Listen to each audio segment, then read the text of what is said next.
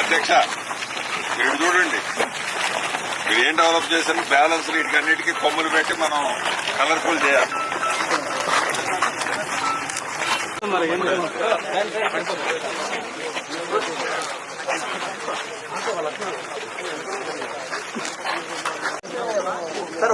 Sir MP గారు ముందు రమ్మన్నయ్య. కొంచెం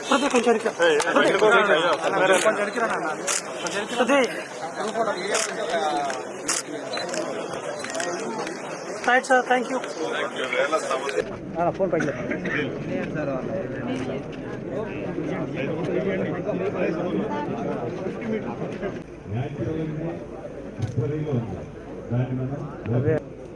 యాక్టివిటీస్ లో తను పాల్గొని దాంట్లో ఎలా జైలు పాలయ్యాడు ఒకటి చేయడానికి కానీ న్యాచురల్ గా దీనితో పాటు ఇది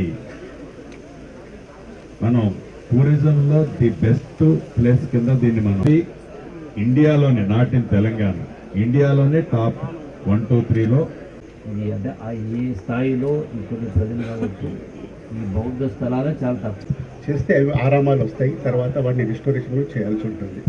తర్వాత ఈ బౌద్ధ ప్రదేశం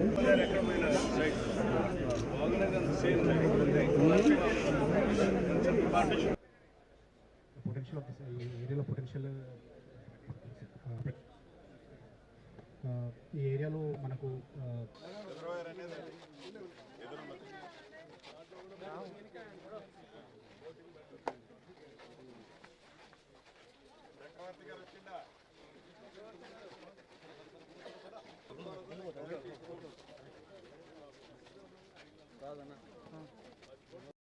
నిర్మాణాలు ఉన్నాయి.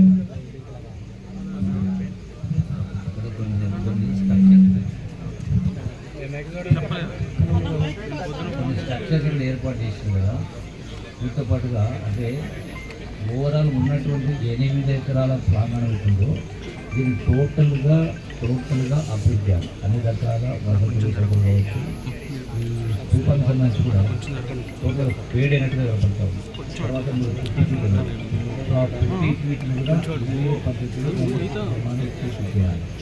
వచ్చినటువంటి టూరిస్టులు కూడా కొంచెం పద్ధతి తర్వాత లైటింగ్ కావచ్చు, తోటిలో నీటి వనరు ఉంటుంది, ఇక్కడ బోటింగ్ కానీ ఇవన్నీ కూడా సమగ్రంగా ఎలిమెంట్ చేస్తే అట్రాక్ట్ అవుతాం. ఉన్నట్టు వాటిని ప్రొటెక్ట్ చేస్తూ వాటిని ఇంప్రూవ్ చేస్తూ ఏం చేస్తే అట్రాక్ట్ చేయగలరు వాటిని కూడా సమగ్రంగా రిపోర్ట్ తయారు చేసి ఎస్టిమేట్ తయారు చేసి దీనికి మంజూరు ఇచ్చే తక్షణంగా మంజూరు ఇచ్చే పనిచేస్తాం. దానికి డబ్బుల క్వశ్చన్ కాదు ఇది. అంటే ఈ స్థాయిలో ఇక్కడి ప్రజలు కాబట్టి ఈ బౌద్ధ స్థలాలే చాలా తక్కువ. అందులో తెలంగాణ 3 ఏళ్ళు వేరే చెప్తాము.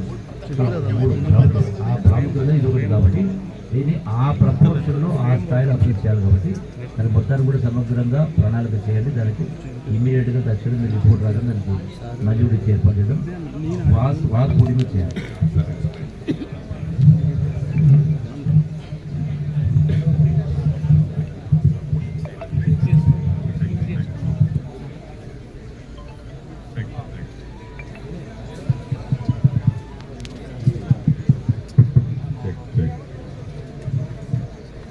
పెద్దలు డిప్యూటీ చీఫ్ మినిస్టర్ గారు బట్టి విక్రమార్క గారు, సహచర మంత్రివారు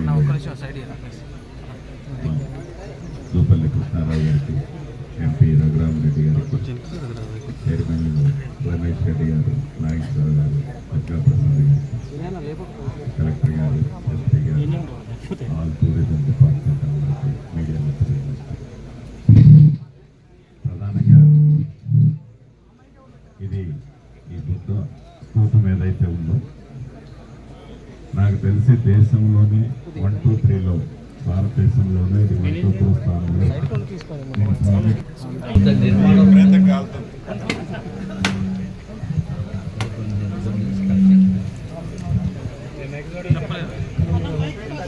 స్ట్రక్చర్స్ ఏర్పాటు చేసింది కదా, వీటితో పాటుగా అంటే ఓవరాల్ ఉన్నటువంటి 8 ఎకరాల ప్రాంగణం ఉంటుందో దీన్ని టోటల్గా అప్డేట్ చేయాలి అన్ని రకాల జై శ్రీరామ్ భక్తరామ్ దాస్ గారికి భక్తరామ్ దాస్ గారికి భక్తరామ్ దాస్ గారికి పద్ధతిలో చేయాలి. వచ్చినటువంటి టూరిస్టులు కూడా కొంచెం పద్ధతి తర్వాత లైటింగ్ కావచ్చు, తోటిలో నీటి వనరు ఉంటుంది ఇక్కడ బోటింగ్ కానీ ఇవన్నీ కూడా సమగ్రంగా ఏమేమి చేస్తే అట్రాక్ట్ అవ్వడం, ఉన్నటువంటి వాటర్ ప్రొటెక్ట్ చేస్తూ వాటిని ఇంప్రూవ్ చేస్తూ ఏం చేస్తే అట్రాక్ట్ చేయడం వాటిని కూడా సమగ్రంగా రిపోర్ట్ తయారు చేసి ఎస్టిమేట్ అనేది దీనికి మంజూరు చేంబర్ రిపోర్ట్ తక్షణంగా మంజూరు చేపట్టి చేస్తాం. దానికి డబ్బుల క్వశ్చన్ కాదు ఇది. అంటే ఈ స్థాయిలో ఇక్కడ ప్రజలు కావచ్చు ఈ బౌద్ధ స్థలాలే చాలా తక్కువ. అందులో తెలంగాణ 3 ఏళ్ళు వేరే చెప్తాను. ఆ ప్రాముఖ్యత ఇది ఒకటి కాబట్టి దీన్ని ఆ ప్రపోర్షన్లో ఆ స్థాయిలో అప్లై చేయాలి కాబట్టి దాని మొత్తాన్ని కూడా సమగ్రంగా ప్రణాళిక చేయండి. దానికి ఇమీడియట్గా తక్షణం మీరు రిపోర్ట్ రావడం దానికి మంజూరు ఏర్పాటు చేయడం వాక్కుడిగా చేయాలి.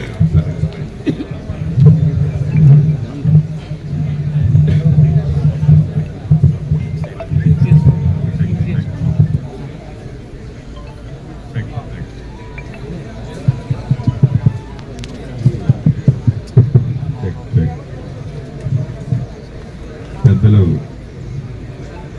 డిప్యూటీ చీఫ్ మినిస్టర్ గారు బట్టి విక్రమార్క గారికి, సహచర మంత్రివారు దూపల్లి కృష్ణారావు గారికి, ఎంపీ రఘురామరెడ్డి గారికి, చైర్మన్ రమేష్ రెడ్డి గారు, నాగేశ్వరరావు గారు, ప్రసాద్ గారు, కలెక్టర్ గారు, ఎస్పీ గారు, ఆల్ టూరిజం డిపార్ట్మెంట్ మీడియా ప్రధానంగా ఇది ఈ బుద్ధ స్తూపం ఏదైతే ఉందో నాకు తెలిసి దేశంలోనే 1, 2, 3లో భారతదేశంలోనే ఇది 1, 2, 3 స్థానంలో. How will you extend it? Actually, stupa is to dome గా Yes. డోమ్ నిర్మిస్తే నీకు 170 ఫీట్ దయా ఉంది కాబట్టి మళ్ళీ అందులో సగం హైట్ లేదు. అంటే ఒరిజినల్గా అంటే ఏదైతే ప్రపోజ్ ఉండిందో ఆ శతాబ్దాల కింద అంటే మధ్యలో ఆగిపోయిందా అంటే కాలక్రమంలో 2000 సంవత్సరాలు అయింది కాబట్టి కాలక్రమంలో కూలిపోయింది. ఇన్కమ్ సో దీన్ని మీ ప్రపోజల్ ఏంటంటే మళ్ళీ దీనికి రిజర్వేషన్గా తయారు చేద్దాం లేదా రెస్టరేషన్ వర్క్ అదే కదా? కాదు కానీ డీడీ గారు పనిచేయండి ముఖ్యమంత్రి. అంటే ఉమ్మడి